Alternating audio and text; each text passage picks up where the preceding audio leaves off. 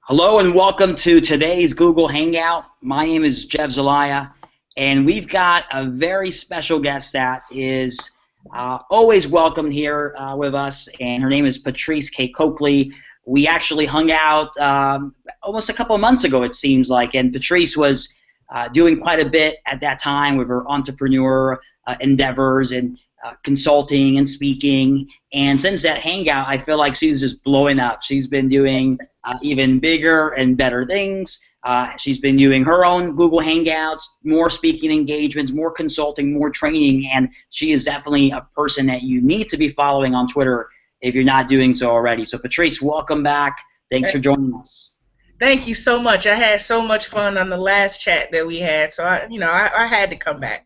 I couldn't turn you down. Well, thank you, and I'm excited to have you back because I've seen your progress. I've seen a lot of the stuff that you talked about on our last hangout. You've been implementing not just for clients but for yourself and growing. And just tell me, give me share some of that light of what have you been doing in your own business and your own projects. Yeah, well, I've definitely been focusing more on building my awareness because they always say that you never stop marketing. Marketing is something that you always do. So even when I work with clients, you have to focus on, you still have to make that time to focus on your own marketing. So I've been on Twitter a lot. I've been on other Google Hangouts, networking, going to different events, just putting the word out that PKC is here to help, and so is a Baseline Group. We're both here to help. So yeah, it's just making sure that I stay on people's minds at all times, so that when they're ready, that they'll know to call me. Yeah, I think that's a great, a very aggressive, but not in your kind of right, salesy type of way. Just aggressive with building awareness and letting people know. I think that you're there to help, and that's like the biggest thing that you could do. So whenever they do require help, you're the first person that they think of. You're top of mind, and if that requires constant activity to be in that category. And it's something. It's funny because as you get clients, and you're probably maybe at that point already where you have so much work to do, client work to do, that you forget to work on your own self, on your own brand, on your own business marketing. And you can never fall into that trap. I think of it as, would you work out with a fat personal trainer? Exactly. That's or a very broke financial advisor. Yeah, it's you're probably not going to take them very seriously. So, make sure that you always, how do you balance everything? That's always a question that comes up. Google Calendar for one. Everything I schedule it. Even going to work out, I make sure I got to put that in my schedule. And I arrange my days around what is important, what takes precedence over everything else. So down to the workout, down to when I want to go out and have fun and enjoy. It's kind of strict and rigid, but I get a lot more accomplished. And I think that's what's really important as I continue to build the consultancy, is that you have to have certain guidelines for yourself, a certain schedule. And so far so good. It's been working. I haven't had a day where I'm like burnt out or anything like that. And if I do, I'll try to read a book. One of the writing projects that I do requires me to read a book and write a book review. So that soothes me. And even sometimes that can be stressful. Reading a business book, I have to lighten the load a little bit, so I'll read something funny or goofy. But other than that, Google Calendar, shout out to them because they definitely helped me out tremendously when it comes to that. Yes. So a calendar, definitely keeps you on pace. And like you said, you got to build a little bit of flexibility in there. Right. I think for me, one of the things I struggle with is also adding family time in there, making sure I schedule that, because you can be really successful in business, but if you don't have that success, the same success in your family, then what's the point? Why are you working so hard? Exactly. That's so important, especially to those like yourself with little kids. That's really important to be present and be there in the beginning. I don't have children myself for that reason because I'm doing too much, so I kind of enjoy your post and I enjoy, other families and whatnot, but I'm like, I can't do it right now, not right now. But yeah, you definitely have to carve out that time. So I think you're doing an excellent job from what I see on my end. Yeah. And something that, just like having a baby, a lot of small business owners treat their business like a baby, right? It requires constant attention. You have to juggle that with everything else that you're doing. A lot of small business owners are doing multiple functions, right? So they're the marketing team, they're the PR person, they're the accounting person, salesperson. Yeah, everything, and they wear multiple hats. The graphic designer, sometimes a web designer. Yeah. The best lady, we could go on, and I know you consult a lot of small business owners. What are some of the trends that you're seeing in the small business world when it comes specifically to marketing and building and developing their business? Well, what I'm seeing is that a lot of people are not focusing on their ideal client. I would say that would be the number one thing that I'm noticing people are lacking on. It's kind of like you get tunnel vision to where they're just focused on their product, their service, and getting it out to the masses. That shouldn't be that's not the correct way to market. And a lot of people get burnt out. They get frustrated because no one's liking their post, or no one's friending them on Facebook or anything like that. They're not getting emails or whatnot. No one's contacting them, so they get frustrated. And I'm noticing that what they fail is that they're not focusing on that one particular person or that category of people that they're catering to. So I think that's the most common trend that I'm seeing, that and budget. Those two, and that's it. That's really the two top. And to talk about the first one, I know that's a struggle. Even bigger companies still struggle with that, building the buyer personas that we call them, right? So, yeah. And some of the solutions to that is, look at your current customer base and figure out, who are the people that are buying from you already, and that sometimes is a good baseline to go from. Yeah. What are some of the other tips and advice that you would give small business owners that are trying to figure out who their target is? In addition to what you stated there, to pretty much just to piggyback off of that, to not only look at who they're currently working with, but to also look at who they enjoy working with. It's like, for me, for example, when I first started out it was PKC marketing, and sometimes I still use that. I focused on anyone. I didn't care. It could be, entrepreneur. It could be a clothing company, a music company, an artist, another social media person. It didn't matter. And I got frustrated really, really fast. And I noticed that, okay, I had to pull myself back, and I had to look at everyone that I've worked with, and I took a look at which ones that I enjoy working with, those that I didn't enjoy working with, and I looked at why.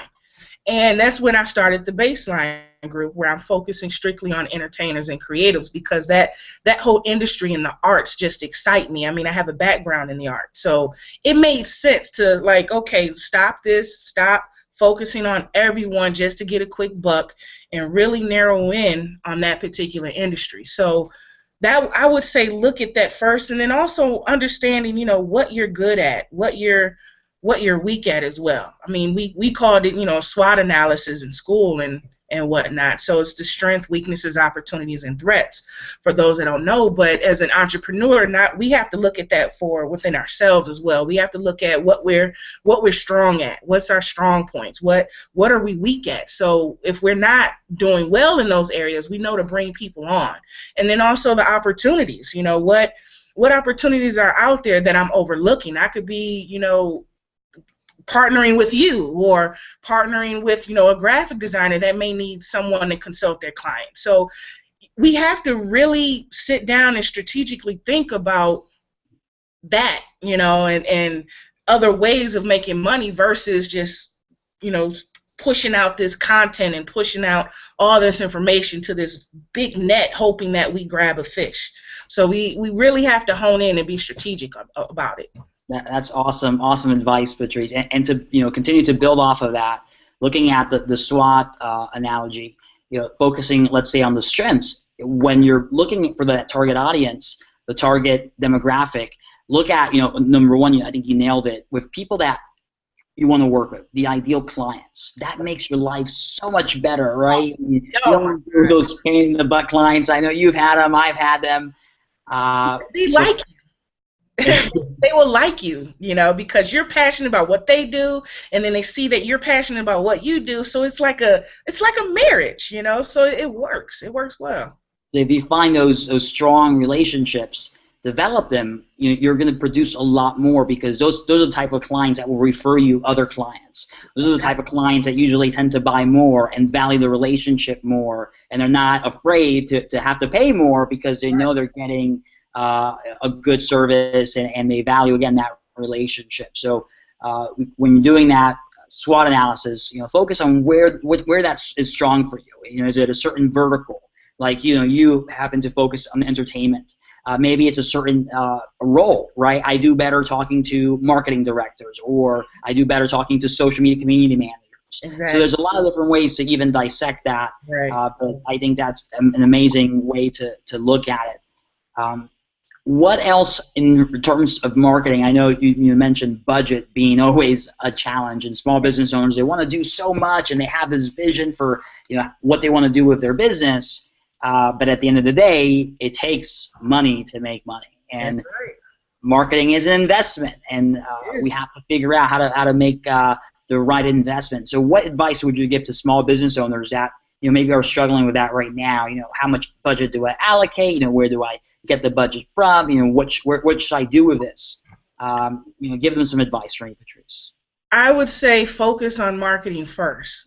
People like to invest in the product, invest in, books and all the materials to produce the product or the service, and that's fine. But you can have as many books and products and services as you want, but if no one knows about it, they're just going to be, sitting in your corner in your office collecting dust.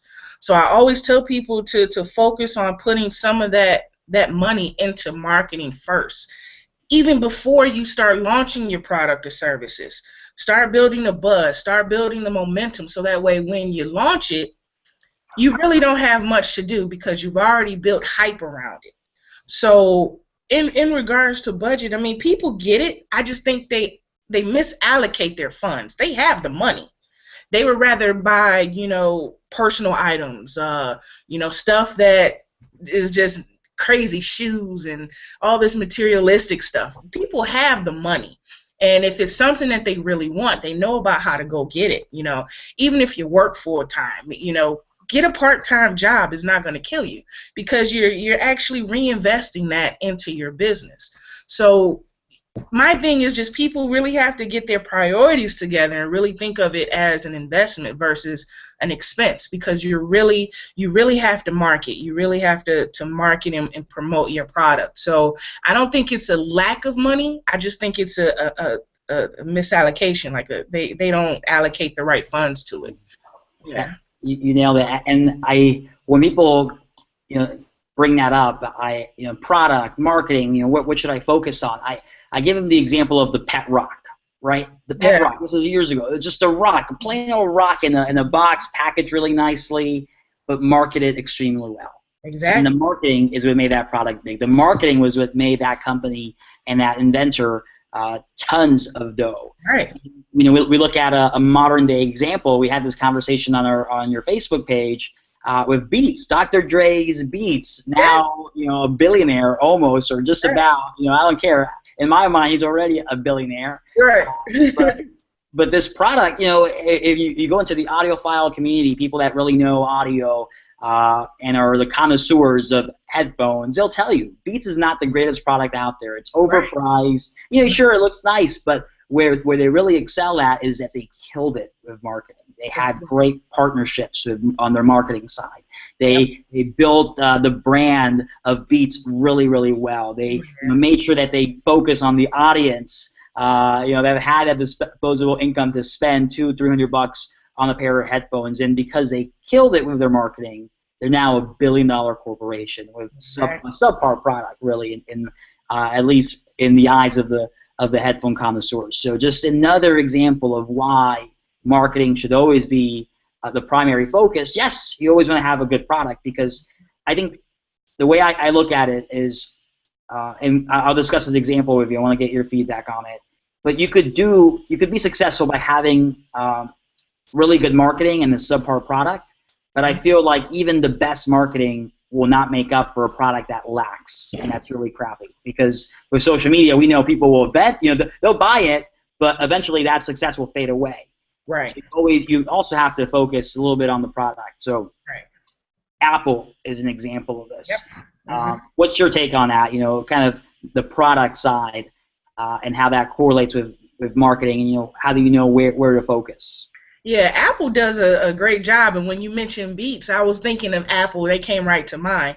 I mean, they have people lining all out the doors and going crazy over the phones, and people are losing lives over the phone. It's just insane because they built this brand, but again, they're not the best phone out there at times. Right now you got the S5, which I have, and I love it, and it has more features than an Apple. So I think Apple did a really great job at branding, and they focused on building, I don't want to say it's a cult, even though it seems like it, but they focused on the experience. They focused on having the store, and when you walk in, you have the Genius Bar and that whole ambiance of the store. They really focused on that. Samsung doesn't have a store. These other manufacturers, Motorola, they don't have a store. So they really focused on that, even though their product may not be the best, and people will argue with me on it. I think they're best when it comes to laptops and computers, but the iPhone, no.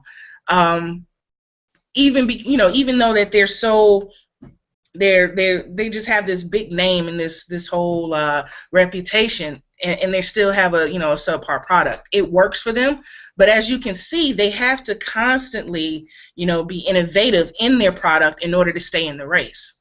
So you can come out with a crappy product in the beginning and it do well because you invested in marketing, but over time there's going to be other people entering that industry to compete with you. So you really have to later on, then you have to start changing the strategy a little bit and really get innovative in the product just so you can at least stay in the race. And we see that not only with Apple, we see that with personal brands as well. Look at Oprah.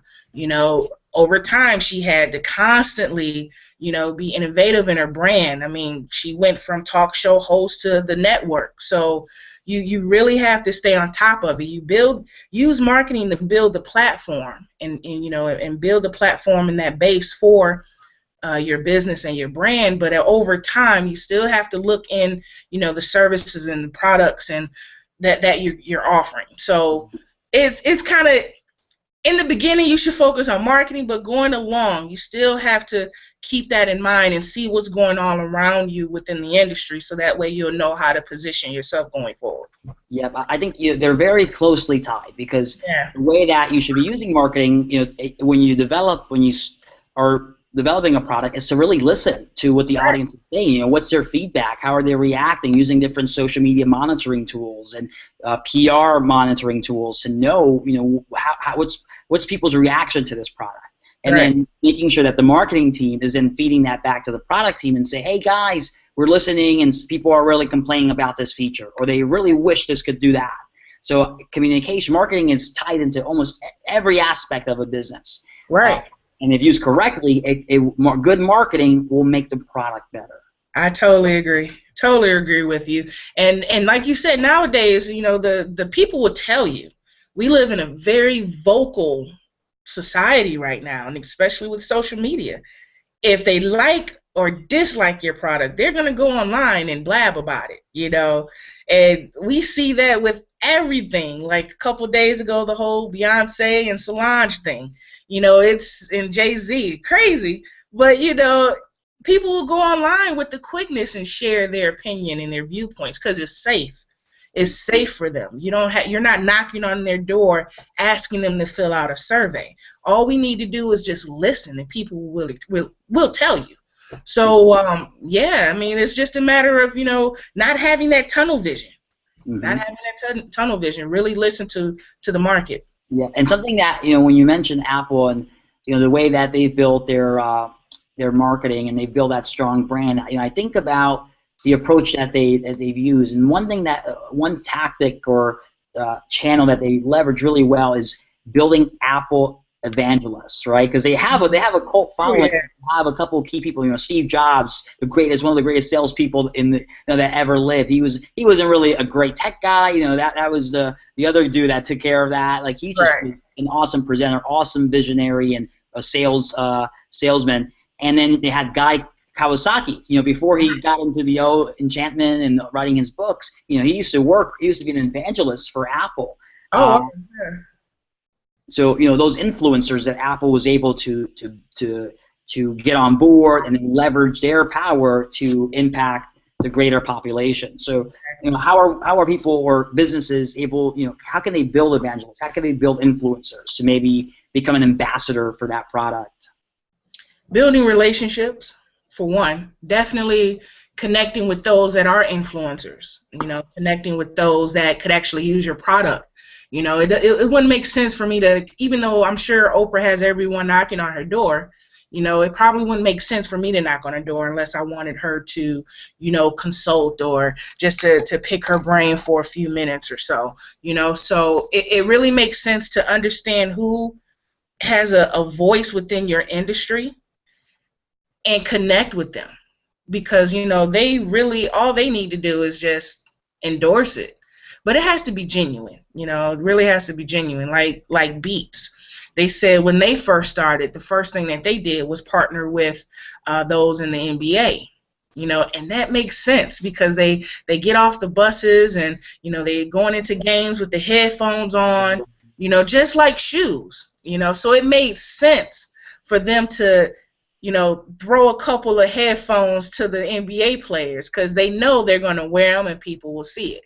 So it's like you really have to get creative with those that would actually use your product, but also has a big audience themselves that will help you get a more, build that awareness. So, me, for example, I may want to partner with someone that's big in the music industry here, or partner with a big art connoisseur who has a big name.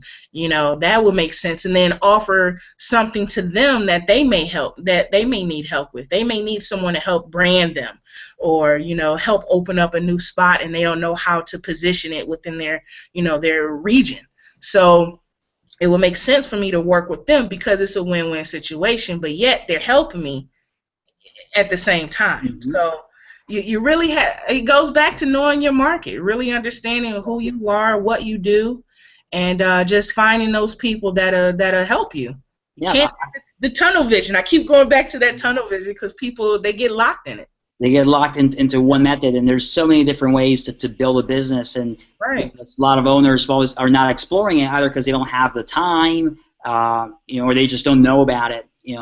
Maybe they think it's a budget restriction for them. But tying this example into like small business, let's say you own a restaurant, for example. One of the things that you could do to build that influencer following is partner up with a local hotel. I know people visiting, are always asking for, hey, what's a cool restaurant to go eat tonight? Exactly. And if you treat that, let's say, as a small business owner, I invite that front desk person to my restaurant. Hey, I comp your meal. Eat free on me tonight. Right. And if you like, when you go, and if anyone's asking you about a good place to go eat, hey, here's a card. They can get a coupon or a discount if you refer them over to me. Right. And building that type of relationship because you're providing value up front, you're giving kind of a clear next step of what they could do to help, and if it's a good partnership, that will produce results, produce business in the long term. Right. If you're a personal trainer, an example type of audience, what else are they kind of in the market for? So maybe a dietitian, right, or someone that's focusing on the nutrition plan. You go and partner with them. You refer them business. They refer you business. They're your influencer. You're their influencer. Right. So those are some simple ways that small businesses could even take advantage of that Apple evangelist effect. Exactly. I know of a woman that makes cakes, makes beautiful cakes, like the cakes you see on TV, like real big and extravagant. And she does this herself.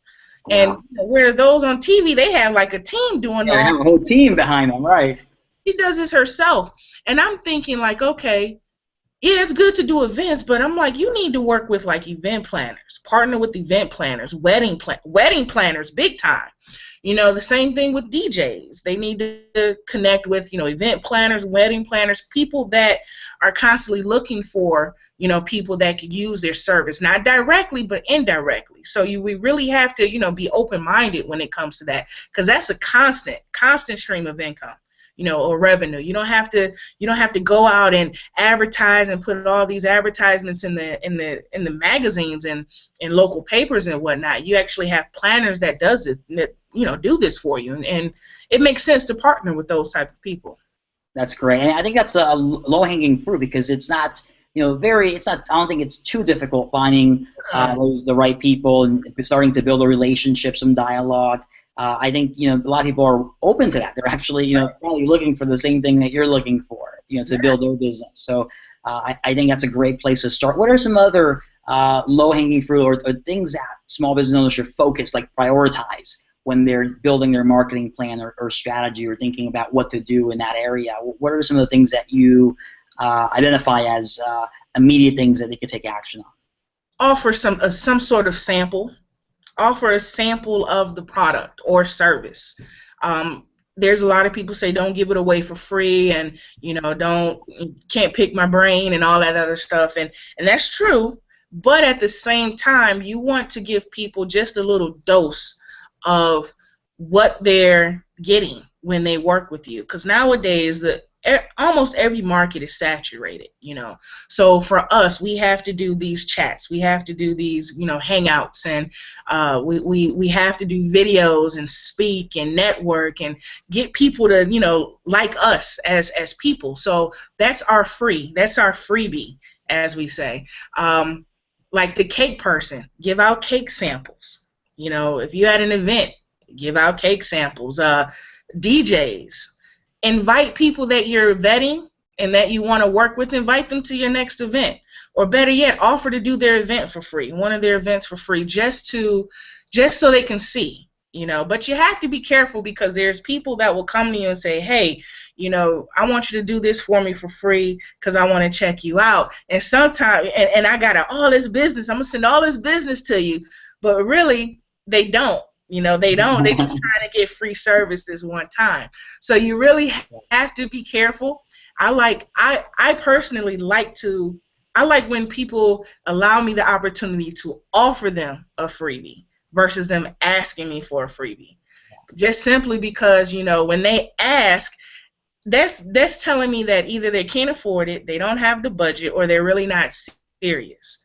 But if they are, and I can see that they're really serious about working and putting in the work, so the plan that I may develop for them, can really work for them, I may offer a trial period or offer to meet with them or something. I'm meeting with a prospect tomorrow. I don't have to attend her event. She didn't ask me, but I said, I like talking to you. I want to meet you in person. And who knows what I may give to her tomorrow, So you really have to be careful with the freebie, but yet still offer it. Keep it in mind that that's something, that I can give someone just so they can get a sample. Patrice, great advice. And I think in the beginning, especially a small business, like you're starting a business, you're going to have to give stuff away. You're going to have to give people samples. You're going to have to give them demos. Mm-hmm. Once you build your business to a certain point, then you don't need to. You don't need to give it out as often as you did before, because you've already built your reputation. You've already built your brand. People already know. They know your value before they do business with you. So you don't have to give them free stuff to get them on the hook. But in the beginning, and I'll give you a real example, like my public speaking. When I first started doing public speaking, I would take any event that came my way. I would raise my hand. Okay, I want to speak. I want to do this. And volunteer my services, and offer to do it for free, because that helped me build my portfolio. I use those as case studies. I recorded those presentations, and after doing that for a year, I came to the point that now people were coming to me saying, "Hey, Jeff, I heard about you doing this. I heard about you doing that. Oh, okay. How much?" People were asking me already, "How much do you charge?" So that's when you realize, okay, now I gotta start charging for my for my speaking engagements. And now I'm at the point that I only do paid speaking engagements unless it's for an event that I feel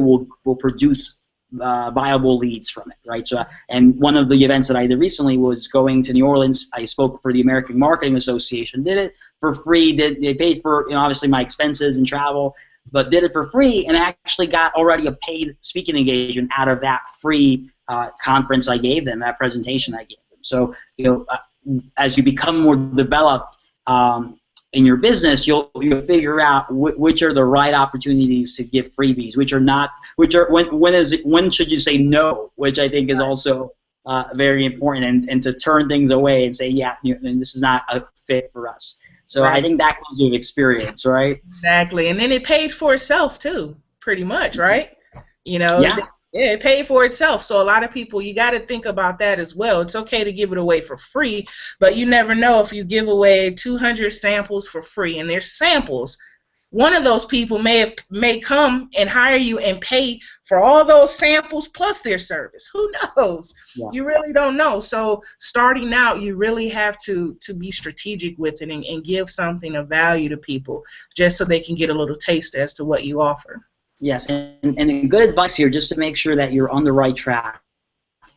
And a lot of small business owners, I think they miss out completely on this part, is to measure it. Yes. Peter Drucker, one of my famous business consultants, marketing management expert, says if you can't measure it, you can't manage it. So you don't know. You got to make sure you measure it so you know if it's working or not. So something that you could do is, let's say it's that cake lady, right? She records, okay, for every 100 samples I give, I get one cake out of that. I get one cake bought out of that. Right. And over time, she'll know her ratio. So she knows that for every 100 cakes that I give, I'm going to get at least one paid event from that. And then that way you know what you could invest in the future in doing those samples. And you have an idea of your ROI from doing those type of giveaways. Right. So that, again, that goes back to all those roles that a business owner are dealing with, because that's a sales thing right there. That you gotta be sales, you gotta be marketing, and not only that, you gotta produce the product. So yeah, you gotta think in that mindset of the sales and really track and measure your freebies and even the services that you do. You really have to focus on those measurements and the analytics to know what's working and what's not working. So yeah, I totally agree. And that's why, a small business owner, one of the main, especially if they're doing all those different things, one of the main advice I give them is, look, don't take all this on your own.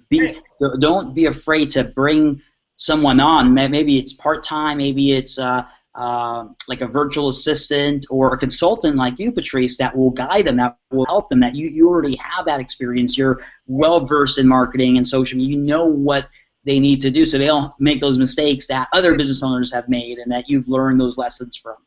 So how do you help? Give me some examples of how you specifically help small business owners. What can they hire you for, and how can you help them?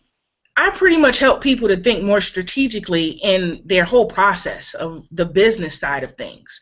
I don't go in and consult on how they should, paint a picture or make a cake or, DJ. That's totally their craft. I got a cat here that's bothering me. He's good now. Okay. But no, what I come in is I help them think more entrepreneurial and really think about, okay, you have to have these certain pieces in place so that way you're not just running out in the street trying to make a few dollars. We have to look at your marketing. We have to look at your sales. We have to create a sales projection for you. Where do you want to be within 6 months? And be realistic. And then we're going to devise a plan on how to get you there in that 6 months, 1 year, 2 year span. So that's pretty much where I come in. I help people think strategically, set realistic goals, and we're gonna tackle them. Whether they need me to help devise the plan for them, I can do that. Or if they need someone to help them manage it, I can do that as well. So I prefer the management aspect of it, because a lot of people tell me that I'm a really good project manager, and that's another role that, someone told me. I wasn't even thinking, in the mindset of, being a project manager, but, a lot of people say, I love what you did. I love how You just stayed on top of things and made sure everything was done when it needed to be done, and I can just focus on my art. I can focus on this cake. I don't have to worry about, all this other stuff going on, and they appreciated that. So I kind of help from a different areas and different angles, but it all it lines up. It still goes back to, thinking strategically about how to get you to your goal. Yep. A simple line that I picked up from one of my clients. He says, "Jeff, I like to do what I do best, and I outsource the rest." There you go. There you go. And if that, for a lot of businesses, that's all they want to do. They want to focus on their craft. Whether it's singing or painting or making cakes. That's what they love. They're not really too concerned about the business side of it. That could be handled on its own and be successful. They will do that. So don't be afraid. Small business, if you're watching this, don't be afraid to hire people to help you. Right. It's all right. It's gonna, trust me, it's a good investment. You're gonna probably pay out of pocket for now, but it will come back to you tenfold, 30-fold. You will see that return over the course of your business. Yeah. So Patrice, thank you so much. I learned quite a lot from our conversation. It's always a pleasure. Yes. Hanging out with you. I mean, you are a brilliant marketer, personal brander, speaker. You've been doing some fantastic things, and I think our next hangout, I don't know where you're going to be. You're probably going to be in Motown or in Times Square, doing some celebrity status type stuff. Right, or I may be. Who knows? But I love what you're doing. I complimented you the other day. I'm like, Jeff is all over the place. So I keep it up. Anytime you need me, just let me know. I am here. Awesome. Well, thank you so much. Thanks again, guys, for watching today. I hope you stay tuned. We've got more Google Hangouts coming soon. Have a great day.